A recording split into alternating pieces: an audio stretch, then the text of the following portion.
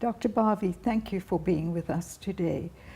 Postnatal depression is quite a well-known phenomenon, but prenatal depression isn't something that everybody's familiar with, and I know it can be a problem. Would you please tell us something about how it occurs? Marina, I'm so glad that you asked me that question because, like you said, everybody knows about postnatal depression, but prenatal depression is not something that a lot of women know about, and yet it's so common. If we look at women worldwide, 10 to 15% of women suffer from prenatal or antenatal depression, and in some areas of the world, particularly in the developing world, up to 30 to 40% of women can suffer from prenatal depression. And if we look at risk factors for postnatal depression, one of the biggest risks for postnatal depression is in fact depression during pregnancy. It's really something that's very, very common. And often I think depression during pregnancy gets missed because we think that depression during pregnancy can be quite normal. You see all these adverts or sort of common myths talking about pregnant women being moody or pregnant women being emotional or teary, Yes. that kind of thing. But we don't realize that actually being moody or teary can be quite normal, but what's not normal is not to function, to be down all the time, to be upset, to be unhappy, to be anxious all the time. These are the things that are not normal, and these are the things that we need to look out for, and these are the things that women, partners, family need to keep an eye out so that we can get treatment and that we can help women with this. Yes, many people make a joke of it. Oh, completely. And of course, it's not a good idea to do that. There may well be much more to it. And it can, of course, affect the fetus developing. Absolutely. And in fact, there's lots and lots of evidence about how untreated depression and anxiety during pregnancy can affect the fetus.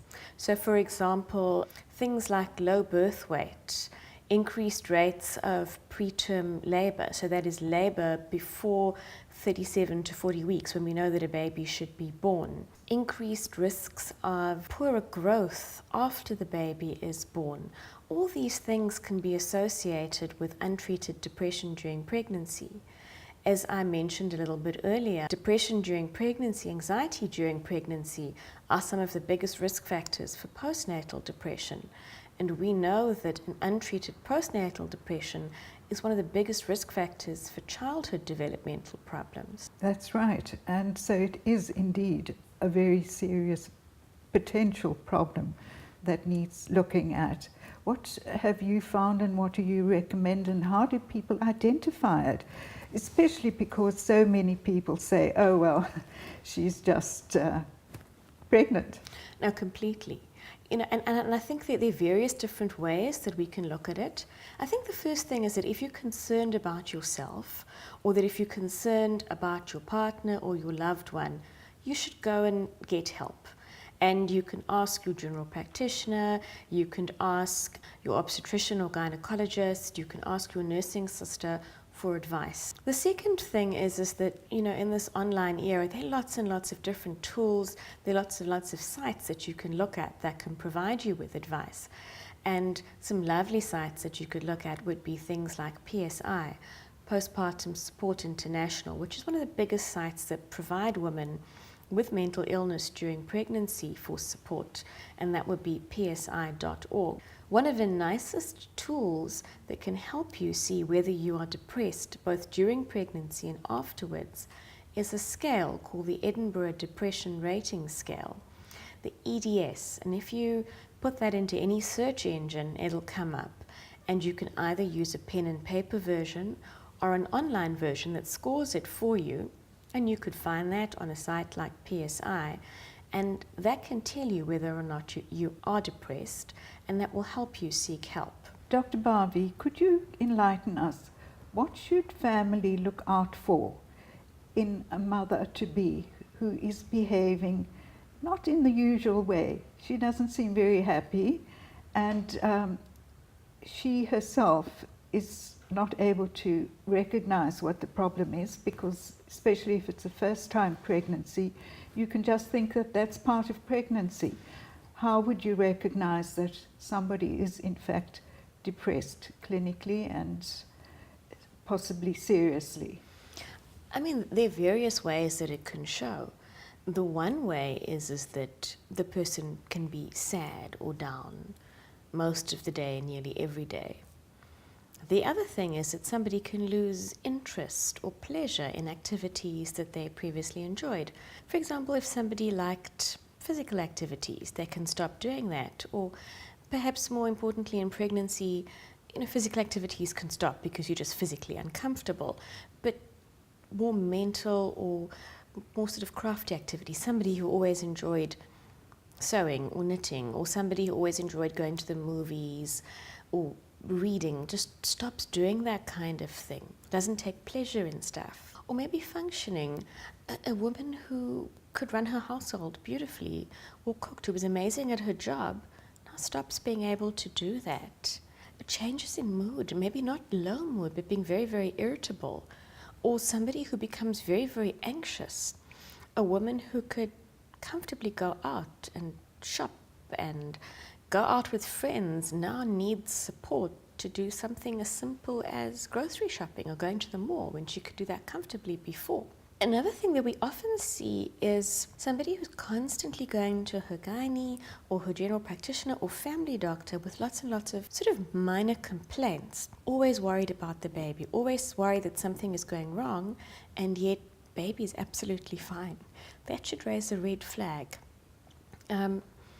These are the things that you can kind of look out for, and these are the things that should make family members or people around you or around the mum worried that maybe it's not just a physical thing, that this might be a depression or it might be an anxiety problem, and then to take it further.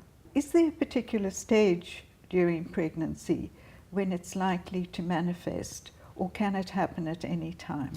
The thing with depression and anxiety during pregnancy is that it can actually happen at any time during pregnancy. There's been lots and lots of work looking at, is there a specific time point? Is there a specific risk period where it may peak? And actually that there isn't. It really can happen at any specific time point. It can happen in the first, second, or third trimester. It is possible that maybe the first trimester is a slightly increased period of risk, and then again in the third trimester before the baby is born. And that might be because in the first trimester, at the beginning of a pregnancy, you might be a bit more anxious. And then again in the third trimester, just before the baby's born, again you're a bit more anxious. But it's not like we can clearly say that these are big periods of increased risk. It really is that there's, at any time point in a pregnancy, you can get an anxiety or depression. And also if you've had a previous anxiety or depression in pregnancy, it doesn't mean that, say you had depression or anxiety in your first pregnancy when you were 20 weeks pregnant and now you've passed 20 weeks, that you are kind of out of a safe period or you're out of your high risk period. It can really happen at any time. So it's important to be aware of that and not to brush off symptoms that happen either before or after a specific time period.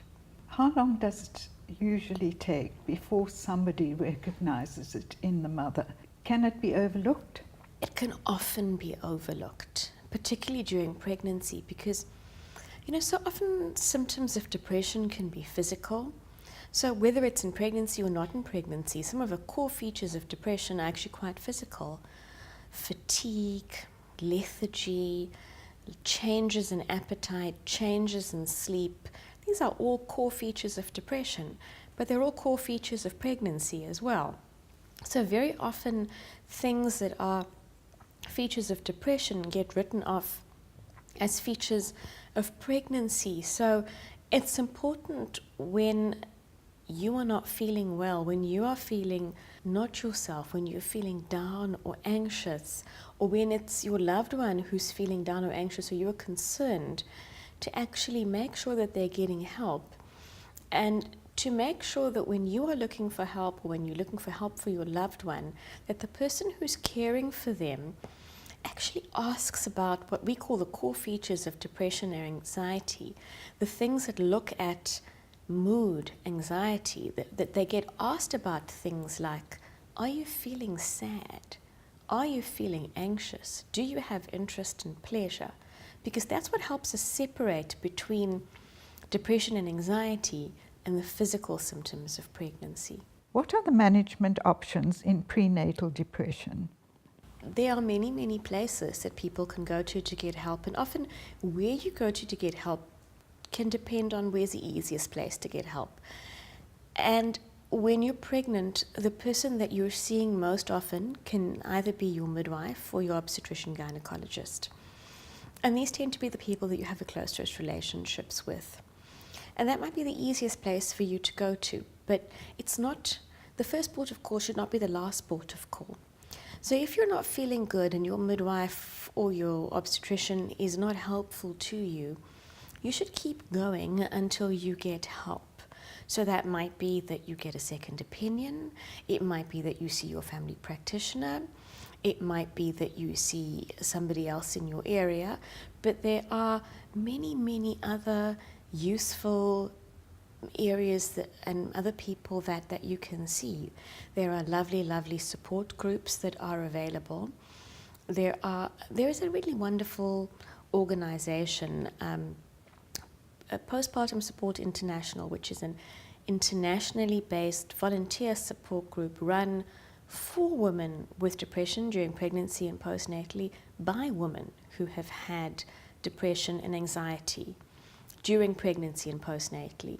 It's psi.org, and PSI runs volunteer support groups for women, and on their website they will have a list of support groups, and they will be able to link you with a group in your area, and if not in your specific area, we'll be able to provide some support for you and help you in finding somebody who can provide you with help and support. But what about medical support? And I'm so glad you brought up the issue of medical support, and in particular medication, because so many people think that medication is unsafe to use during pregnancy. I'm just going to go back a step because, obviously with depression being a mental illness or a mental health problem, psychiatrists and psychologists play a huge role in treating this illness.